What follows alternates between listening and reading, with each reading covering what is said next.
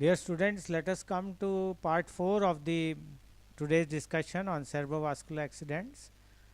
This is the most important thing, that the treatment of the stroke and the management strategies.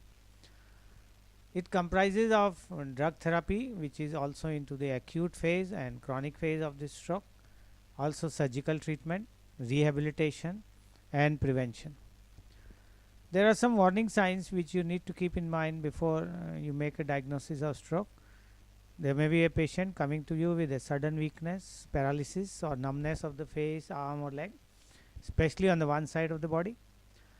There could be sudden dimness of the vision in one or both eyes, sudden loss of speech, confusion, difficulty in speaking or understanding the speech, unexplained sudden dizziness, unsteadiness, loss of balance or coordination, or severe and sudden headache. All these features you should keep in mind when you are making a diagnosis of stroke. There are certain investigations which you need to do. Coming to the most important of them is the CT scan. After the CT scan, it has made the things easier for making a diagnosis between ischemic and the hemorrhagic stroke, and you can plan a treatment accordingly. Apart from that, we can do a carotid Doppler studies which identifies the occlusions into the carotid or the narrowing of the carotid arteries. MRI at the specialized centers is available, and it is also having a greater specificity than the CT.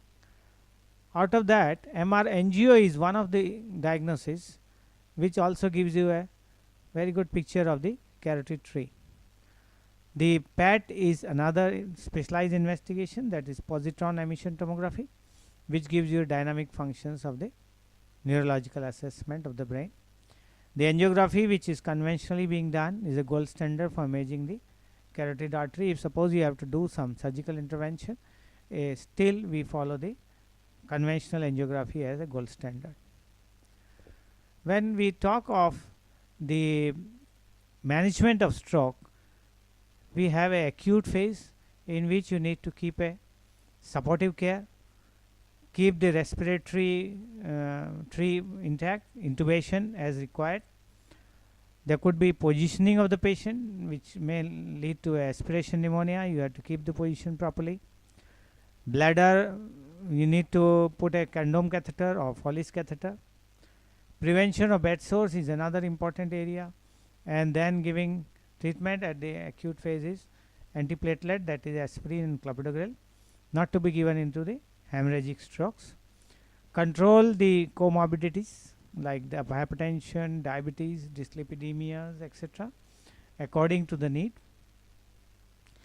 The important thing to remember is there is a drug which we are usually now using into thrombolysis, that is tissue plasminogen activator. This produces localized fibrinolysis by binding to the fibrin in the thrombi. Plasminogen is converted to the plasmin, that is fibrinolysin. Enzymatic action digests the fibrin and fibrinogen, and this ultimately results into the lysis of the clot. So this TPA has an important role to play when there is a lysis of the clot to be done. Administer within the 3 hours of the symptoms of the ischemic stroke. Confirm the diagnosis with CT and then give this, right? And patients may be on anticoagulation.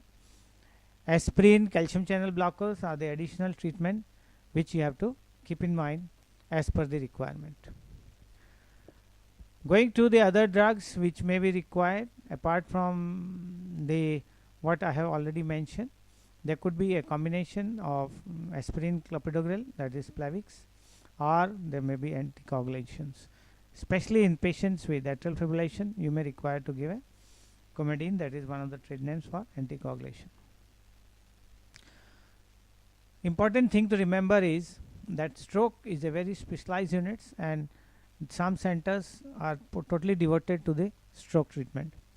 There is a surgical intervention which is required, and that is also very important to remember that carotid endarterectomy is one of the surgical procedures which may help you to remove the atheromatous lesions.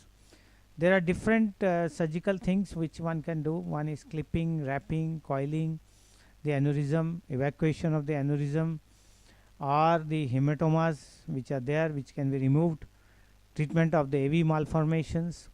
So surgery plays an important role in not only the treating the acute phase of the stroke, or also the prevention of the further attacks into the AV malformations and aneurysms. This picture you are seeing that how the carotid endarterectomy is being done, and you have to localize it. Is a specialized neurosurgical procedure.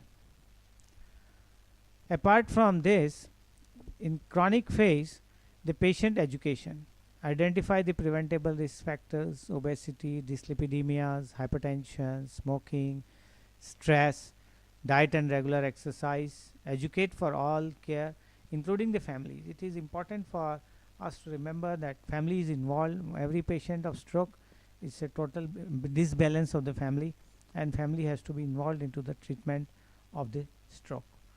Then, according to their support only, you can regain the residual defects. The rehabilitation in the stroke is again very important. Nursing care is really important. We have to see that the patient is swallowing properly, it can communicate properly, there is a prevention of complications, motor or sensory functions. Speech therapy has its own role to play, and the patient may require a specialized speech therapist to come down to normal speech levels, assess the swallowing. Physiotherapy is another thing which is, I would stress upon, that it is really very important that physiotherapy is done at the earliest, and that will save the disabilities. Another thing is prevention: healthy diet, weight control, regular exercise, no smoking, limit alcohol consumption. I would rather say stops alcohol, routine health assessment, regular checkups, control of risk factors. That all these things may lead to a prevention of the further attacks of the stroke. I would stress upon this, that stroke is a preventable disease, and we should all try to prevent it to the all cost. Functioning versus affected: assist the CVA patient, and they require your own help and family help. There are some assisted devices which have been regulated to take care of the particular types of eating habits, because these people have some deficiencies, defects, and they may require all these things to take care of their regular routine work. If you see overall that the patients with stroke could be a reversible stroke, partially reversible stroke, or non-reversible stroke. You have to make a diagnosis, do a proper clinical neurological examinations, required CT brain or MRI, and then treat the patient in acute phase, recognize the risk factors, do a primary prevention, do a physiotherapy, and do a rehabilitation to the maximum extent, educate the families so that recurrence is prevented. Stroke is a specialized thing which needs the attention of all the physicians and the family members, which can be educated to prevent it. These are some of the guidelines. I am putting up some tables which are the Malaysian guidelines for treating of the stroke, which you can go through that, which is airway and breathing, blood pressure, blood glucose, nutrition, prevention of infections, fever, raised intracranial pressure need to be controlled. Initial phase there could be a decompression, TPA, that is the thrombolysis, endarterectomy, aspirin, clopidogrel, neuroprotective agents. All these things have to be kept in mind when we are talking of stroke. I hope this discussion is going to help you to remember some of the features which we have learned today in the 4 components. If we summarize the whole thing, we have learned about the definition of the stroke, neuroanatomy, we have recapitulated the different types of stroke classification, the pathophysiology and pathogenesis, the difference between upper motor neuron and lower motor neuron features, the clinical presentations, a variety of them, how to do a diagnosis clinically as well as with the aid of tools, treatment in the acute phase, in surgical part of the treatment, and then finally prevention and rehabilitation. I hope this helps you in remembering the chapter of stroke. Thank you for attention.